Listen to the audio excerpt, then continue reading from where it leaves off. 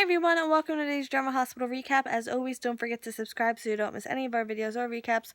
Sorry, emergency rescue thing came up last minute, but I am here now and a kitten has been rescued, so yay! Alright, so let's get to today's recap. At the hospital, Anna wants Carlos to make a deathbed confession, and Griffin tells her to back off. He wants to give Carlos last rites because Carlos has asked. And Sunny crosses himself when Griffin starts. Anna's surprised, but Sonny's like, it's not for Carlos. It's because when a priest, you gotta do it. Carlos says he has no sins to confess, so thanks for that. And Carlos's last words are in Spanish, so I do not know what he said. If anyone out there translate it, knows what he says, that would be great, and leave it down in the comments. It would mean a lot to, I think, a lot of us. And Anna wants this to stop, and Griffin says he's not there as Duke's son, he's there as a Catholic priest, and he's going to continue.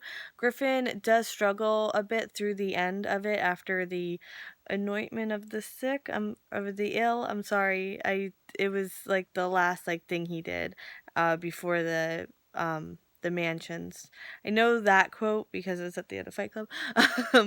And I think because The Walking Dead mentioned it too, so I'm familiar with that it's like a biblical quote. And Griffin does ask if he has a confession, and Carlos starts to say something, although it's not very he's dying, so not very clear, and he does wind up dying before he can make any confession.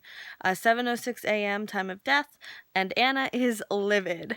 And Paul tells Jordan a priest was called in, and Jordan tells Paul that the pen is back from forensics, and it'll be able to tell them who else was involved. And I was like, yay, expensive pens. This is why I just write with anything, okay? So Anna runs into Paul and mentions that Paul wanted Carlos dead, and Sonny asks Paul, why did you want Carlos dead, huh? And Sonny mentions the transfer and the arms syndicate and Ava, and how somehow Paul is connected to all of this and connected to Carlos. Paul says that all of this is in Anna's mind. She's just, going off the wall. And Sonny's like, no. Anna's a pro, and she's a lot tougher than you. And I was like, yay, Sonny, right?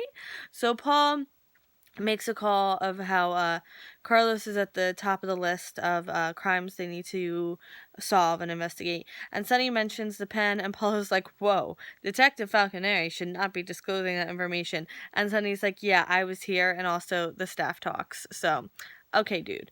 Sonny says that Anna doesn't like Paul very much, and Paul's like, well, Anna is a valued colleague going through a difficult time, and Sonny's not buying it, and he respects Robin, so he respects Anna, and Paul is like, well, you have an inappropriate relationship with Anna because you're a criminal, and Anna works for the DA's office. And Sonny's like, yeah, Anna would bust me in a second if she caught me doing anything, so don't even go there. And Sonny tells him he's gonna go after whoever put the pen in Carlos's hand, and I was like, you don't understand how literal you just were. That's literally what happened. At the chapel, Griffin goes to the chapel and asks for help. He wants help with his own feelings about his father that he struggled with his whole life, and how he felt when he learned who his father was, and then how he felt when he learned his father has passed before he was able to know him, and that he felt satisfaction when Carlos died. And he wants forgiveness and asks for Carlos to be welcomed and forgiven because there was no forgiveness for him in this world. And Anna overhears all that. And I believe she started hearing at the part where he got satisfaction from Carlos's death. So Anna wants him to explain himself to her. She's a little miffed that he didn't mention he was a priest, and she wants to know why he's been lying. And he says that he's taken holy orders, but he's not a practicing priest. And Anna thinks he should have cared more about justice for Duke instead of a religious ceremony. And Anna's not backing down. No matter what Griffin says, Anna's not backing down. And honestly, I don't really think it's the time for it. But everyone deals in their own way, and I'm not going to judge either of them for how they dealt with anything. And Anna's like, well, Duke had a right to live too, and he wants to help her forgive and let go of the anger. And she says that he didn't know Duke, so it makes him think that the murder wasn't so outrageous. He didn't know, and it means more to her because she knew Duke. And I was like, it's a fair point, but really harsh for the timing, I don't know. And she finds his lectures on forgiveness insulting, and he's like, that's not my intention. And she says she's not going to rest until Julian is brought to justice. So at Windermere, moving on from that a little bit, at Windermere, Liz is moving out, and they talk about Hayden, her, and Nicholas. And Nicholas says that he has a plan for Hayden, and he's going to make her life a living hell. I was like, well, make her watch your scenes. I'm just kidding. That was mean. I'm just kidding. I'm just kidding.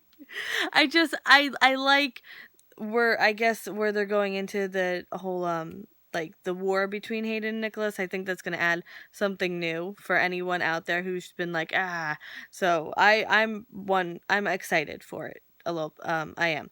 And Elizabeth says she isn't a fan of Hayden continuing to live there, and he says that he has something on her, and she's like, it won't matter because Hayden gets to live in a castle for free with all her stuff. And he's like, you just gave me an idea. At the boxing rink, because that's what we call it here, Hayden came to see Curtis, and she wants him to steal the diamonds from Nicholas, and he's like, no. And he's going to show her how to work off her frustration, and she's boxing with him while, like, he has the glove things that, like, you hit into. Yeah, I'm a boxing expert, in case you didn't know. And he asks about the diamonds, and she tells him it's leverage that he found on her father's diamonds, this, that, and the other thing. You know the story. So he mentioned selling her engagement ring, and she's like, no, it still has sentimental value, and, you know, she was truly happy at the time. And then he's like, well, why don't you sell some of the stuff in Nicholas's house and take the money as a consolation prize? And she's like, yeah, that's a great idea.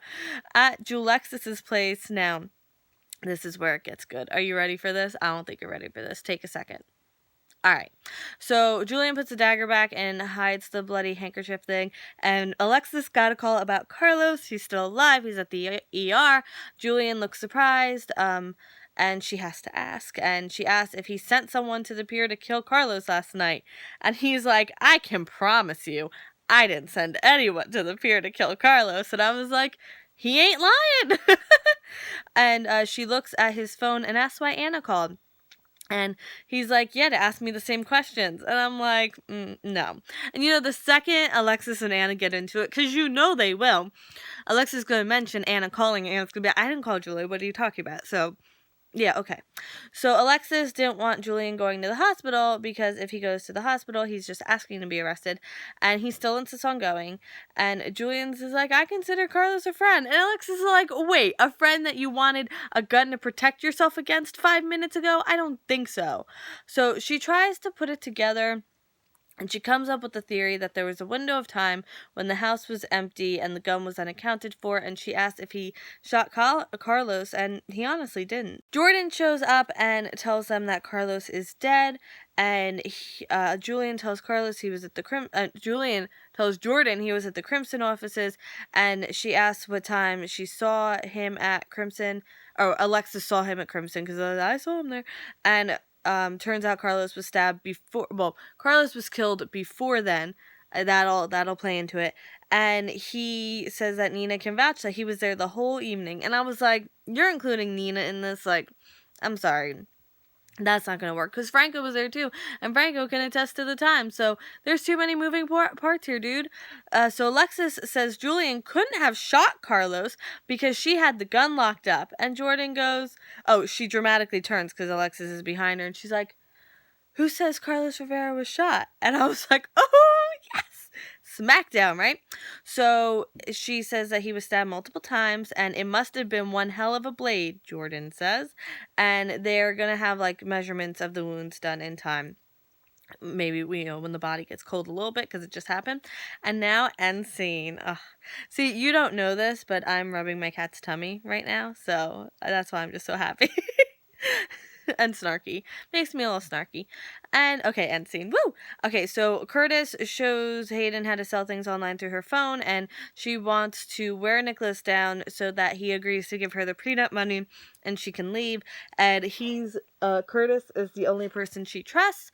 Nicholas is having Hayden's closet emptied and donating everything to charity, and he says that there will be no reconciliation, and he wants Hayden to leave without a dime of her money, dime of his money. And Liz is kind of sad to be missing out on the drama. Not enough to stay, but just a little bit.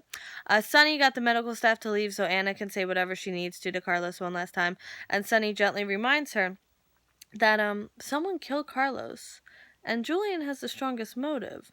So he won't go away for Duke's murder, but and Anna almost feels sorry for Carlos because the person he was so loyal to wound up murdering him, but she doesn't. Like, she almost there, but she's not there, you know? And she's going to make Julian pay. And Alexis, after Jordan leaves, she puts two and two together and she goes to where the dagger is and she holds the dagger and she looks at it and repeats Jordan's words. It must have been one hell of a blade. Oh, so good. So good. Thank you so much for watching. I'm sorry today was a little delayed. It didn't mean to be. But I will see you Monday on time for Drama Hospital. Do not forget to vote for Character of the Week. Today was a crazy week, so I think there's definitely going to be at least 2 winners because it was just between today and Monday and just crazy. So thank you so much for watching, and I hope you have a great weekend, and I will see you Monday for more Drama Hospital. Bye!